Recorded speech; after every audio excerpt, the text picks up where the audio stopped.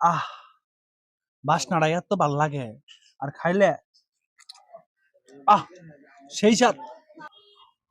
Point 0 point restaurant, এখানে আসছিলাম। এখানে হাওড়ের বাইং মাছ, হাঁস আর অনেক কিছু, মানে মাছের ভাতের বিশাল আয়োজন রয়েছে। তো আমরা যেহেতু মাছে ভাতে বাঙালি, তাই আজকে এখানেই সেই লেভেল একটা খাওয়া হবে।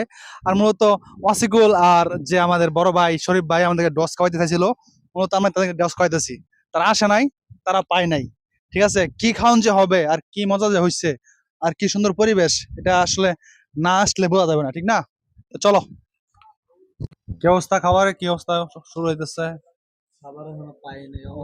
ভাত তো বাড়াই দিতেছে দেখি। এলেক্সো যে বাইং মাছ ধরছেন না, এই বাইং মাছটা এটা না, এগুলা বাইং মাছ। আহ, ঠিক আছে, 150 টাকা করে। এই যে দেখ অসিকল, লেঞ্জা, আর এটা খাইতে যে কি স্বাদ! এটা হাওরের বাইং, এটা গন্ধরা, আহ বাসনাটা এত ভাল লাগে আর খাইলে আহ সেই স্বাদ। শরীফ ভাই, ও শরীফ ভাই, এবিকো শরীফ ভাই কই তুমি ভাই? বাইং মাছের যে কি মজা ভাই!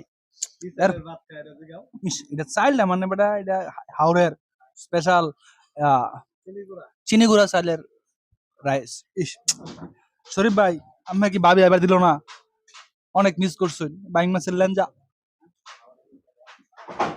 আহ অ্যালেক্স সবুজে মারছে এগুলো, অ্যালেক্স সবুজে।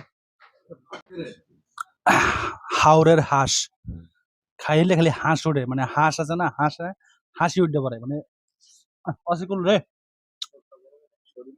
শরীফ রে, কি মিস করলে তোরা আইসা আসলে যে কালারটা, মানে সেই স্বাদ এক কথাই শেষ। হাওরের মুক্ত হাঁস, একবার খাইলে আরো কয়েকবার খাবে মন চাইবো, আর কদিন পরে পরে আর লাগবে হাঁস খাওয়ার লাগে আর বাইং খাওয়ার লাগে। ঠিক আছে।